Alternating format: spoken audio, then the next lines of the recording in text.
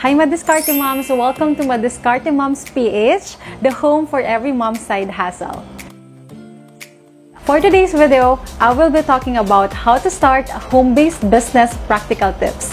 Before we start, make sure to hit the subscribe button for more videos we have in store for you mommies. As a mom, we all want the best for our family and for ourselves. Staying at home for our family and at the same time looking for opportunities to earn a side hustle may be the best decision that we could have, while giving us an opportunity to still build our career because we never know where it could take us.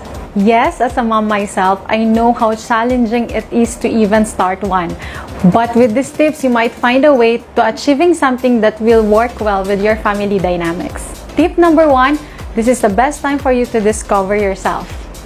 Finding the right business for you means starting with what you can, what you love to do, and finding something that interests you. It might be one of your skills, your talents, or your experience on your past job. Try to look for something that you really enjoy doing and start from there. For example, it might be you have a passion for cooking. So start cooking for your family, your relatives, and eventually to your neighbors, and let them taste your recipe. So this is all about unlocking possibilities and making it as an opportunity to start a side hustle for you.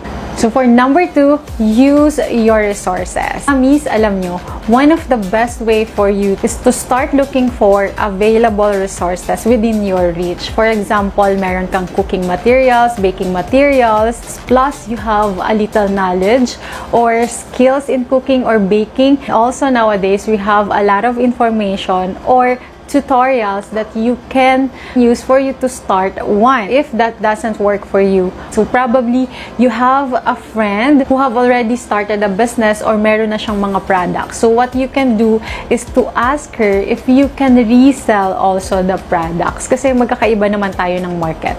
So what you can do is to post that products and look for potential buyers. So nowadays talaga, strong connection of internet is really valuable in starting a home-based business kasi everything is online. And also, a lot of consumers, they are all used to ordering online. So, for number 3, when looking for a capital, this is the common question or the common problem that we encounter when we are thinking of starting a business. Maraming nagsasabi, wala akong capital, or sakto lang yung money ko for our everyday living.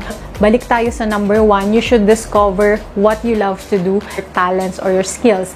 When you have that skills, that is the best capital that you can have. First of all, what you can do is to save up a little portion of your income or your husband's income that you are willing to risk. Hindi ibig sabihin you need to earn big capital for your business. You can start with businesses that will require you just 500 to 1,000 capital. I will make sure to make another video about it, so you can check the playlist dito sa ating Madiskarte Moms PH. You have to check that. So start with a little capital and make it grow. Or what you can also do is to collaborate with your friends or your family. Probably you have the skills, tapos siya naman may capital. So what you can do is to partner with them and start your side hustle. For tip number 4, when in selling stage, now this is the fun part. You might probably ask me, what if I don't have selling skills, I don't know how to sell anything, or I don't have the confidence to do so? My advice is for you to, number 1, know your product really well. You should know everything about your product, what are the benefits of your product, and it is equally important for you to know who are your target market. Sino ba yung mga binebentahan mo? Sino ba yung may kailangan ng product mo? When you do that kasi, you will be able to send the right message to your target market. Also, very important is for you to have a good relationship with your customers, because selling online or having a side hustle means a commitment for you to build a relationship. Have to be ready to answer all their inquiries and also to solve their problems encountered with your product. And don't worry mommies, lagi nating mapapag-aralan yung pagsisell. And we are naturally charming and very friendly. That's why women in business is very powerful. For number 5, when it comes to promoting your product, now this is also a very interesting part. What I always advise is for you to start with your own network. For example, in a piece of paper, write the name of your family, the name of your friends, the name of your co-workers before, or your colleagues, alright? And then tell them that you're starting this business and they can try one, and let them share your business to their friends also. So this will be the start of word of mouth. And also, one of the most powerful tool is the use of social media. So you can start with your own social media, your own Facebook. Join Facebook groups that you think you have the potential buyers. For example, you're living in a condo, so there are, I think, groups where you can also market your products, or you can authentically share your experience about that product, and it will drive traffic to your store or to your social media account. And that's the start of everything. So for tip number 6, since most of us here are all mommies, it's really important for us to be able to balance our time for our side hustle and for also taking care of our family. So what I always suggest is for you to do prioritization. Like for example, for time management, you can block these hours kung saan yung anak mo lang ang iintindihin mo. And then this certain hours, like for example, in the afternoon, yun na yung time na you can focus on your side hustle, so that by the end of the day, we won't feel na parang kulang pa rin yung time natin. It's all about prioritization and time management. Okay? I know it is very hard as a mom na magkaroon ng side hustle, but trust me, it's all worth it. And also, one tip here is to always ask for help. Ask for the help of your husband, or kung malalaki na yung mga anak natin, we can ask them to help us para maturuan din natin sila at a very young age. It's a nice training background for them.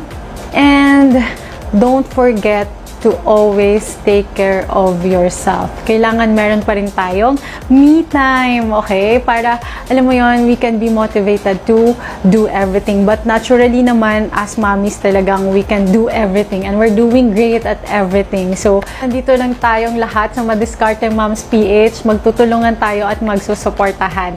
Alright, so that's it. Just to recap everything for my tips on how you can start a home-based business. Number 1, it's time for you to discover yourself. And number 2, use your resources. Identify your resources that you can use for your business. And number 3, when looking for capital, you can start with a very small amount. It is important to have your skill and your knowledge about what you want to do, and then start small. And number 4, when in selling stage, you have to earn that confidence by knowing your product or knowing what you sell and knowing who your target market is. Number 5, when promoting your business, you should start with your own network and use the social media as the most powerful tool. And lastly, time management for us moms and our side hustle. So that's all about it. Comment down below the topics that you want me to share so I could be of help. And don't forget to subscribe with Madiskarte Moms PH for more contents from Madiskarte Moms like myself. And don't forget to join our Facebook group, Madiskarte Moms PH, so we can all learn from one another. And see you mommies on my next videos. Bye!